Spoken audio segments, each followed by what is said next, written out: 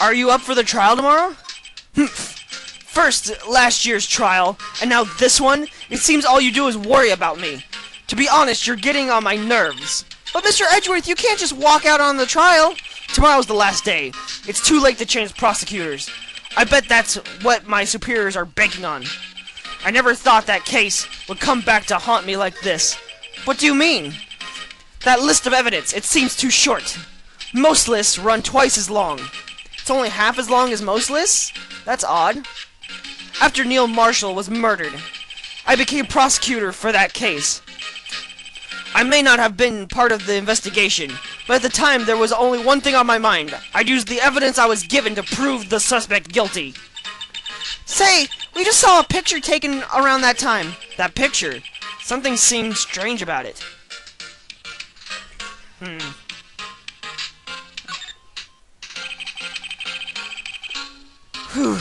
Could you tell us again about what happened that day? The day Detective Goodman was murdered? You were participating in a ceremony over the station, right? I've never cared for ceremonies, but I had to attend that one. Because you were awarded this? Those receiving the awards can't exactly skip out on the ceremony. I finished up at the office in the morning, then drove over to the police department. You finished up at the office? Yes, just odds and ends. Clerical stuff. I didn't plan on returning to the office that day. That is, until I was asked to take something back. Take something back? This. Oh yeah, Chief Gant asked you to hold on to that, didn't he? Yes, it was a piece of evidence in that case that closed half a year ago. He asked me to bring it back to the prosecutor's office. That's a story we heard yesterday. So you came back here to the prosecutor's office because the chief asked you to? That's right.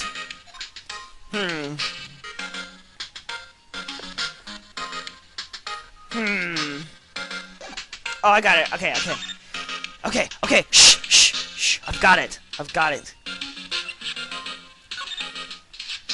This picture was hanging on the wall in Chief Gant's office. Prosecutor Neil Marshall. He had just started making a name for himself. Looks like this was taken when he received the King of Prosecutors trophy. Speaking of that, there's something that bothers me. Yes? The trophy Mr. Marshall is holding. It's a little different than yours. Yes, you're right. I remember now. Remember what? That was the official prosecutor's trophy used until that time. There's a story behind it. A story? Sounds interesting. Would you mind telling it to us? It's simple, really. Contradiction. That's what the award's based on. Alright, talk. This award originates from an ancient Chinese tale. In Chinese, the word contradiction is written in two characters. The first means halberd, and the second means shield. Have you heard this story? Me? Oh, sure, everyone knows that. Why don't you tell it, though, for Emma's sake? Very well. Nice. Long ago in the kingdom of Chu, there was an arms merchant. One day, he presented the king with two items. The first was a halberd he claimed could slice through any shield or armor. The second was a shield he claimed could withstand any weapon. Wait a minute. Objection! Those claims contradict each other! Very perceptive. But then again, you've heard this story before, right? Anyway, as you mentioned, the very descriptions of these items discredit them both. When the king pointed this out, the merchant was left speechless, and thus the Chinese word for contradiction was born. Oh, I see! So the chipped shield and the broken knife symbolize... Precisely so. They symbolize the merchant's items.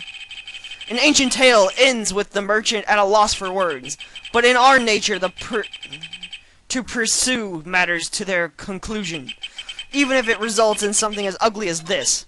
Wow, thanks, Mr. Edgeworth. I learned something new today. That's funny. If that's so, then why were you only giving a shield? You'll have to ask Chief Gant. 2 years ago, he had the halberd part of the award abolished. Chief Gant. God, he keeps coming up. Whew. Oh, I need to present something.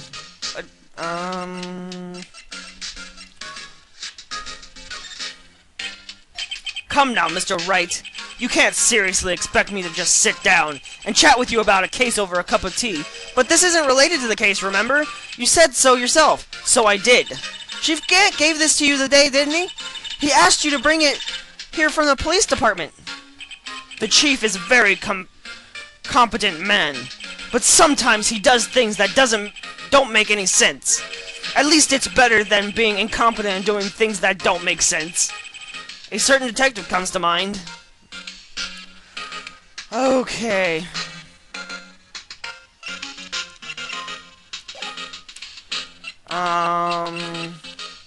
Examine.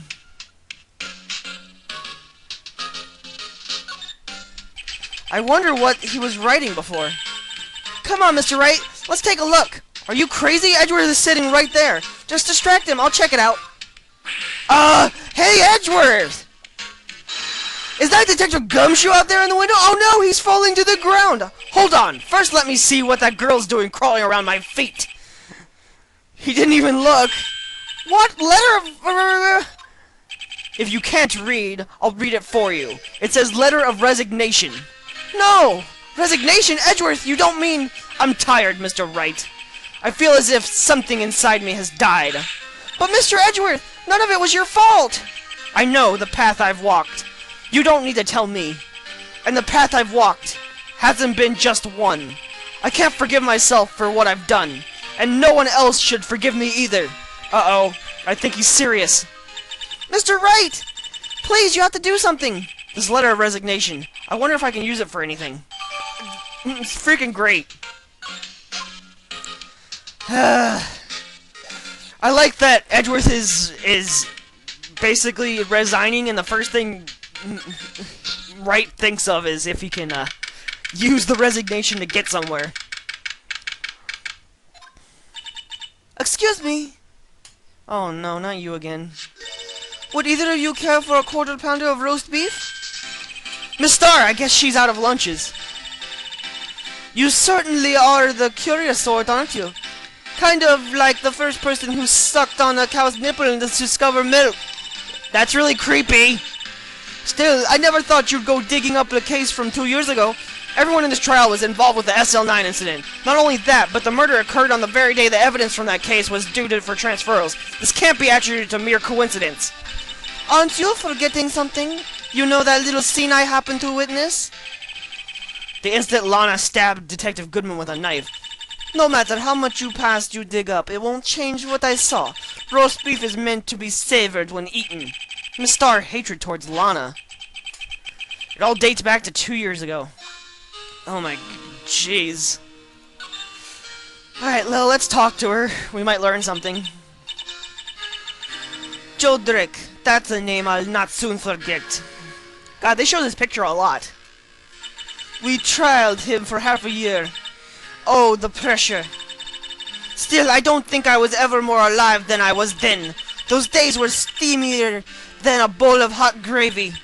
Poor old Jake Marshall, though, must have been going through hell. You mean because his brother's death? They were close, those two. After Neil died, something took over Jake. He became obsessed. Seeing Jake like that made her all the more desperate. What? Her? Lana Sky. My sister? The best of the best were put on the SL9 case.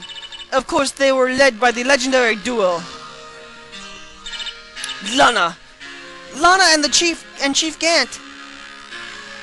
Alright. The legendary pair was the reason we were able to keep up our investigation. That's why we were so shocked over how it turned out. You mean with the forging of evidence? Don't get me wrong, Joe Drake got what he deserved. Still, it was obvious that the evidence produced in court was being manipulated. Items our team never found would suddenly appear, while other items were kept secret. But you didn't have proof anything illegal was done. I'm proof enough of what happened. After that case, all of us save Goodman were relieved of our duties. Most without even so much as an explanation. Then Lana transferred over to the prosecutor's office and became chief prosecutor. Lana always wanted to be a prosecutor. Nothing quite as simple as it appears. Huh? Lana Sky was merely being used as a pawn. That's my take on the matter. She was being used?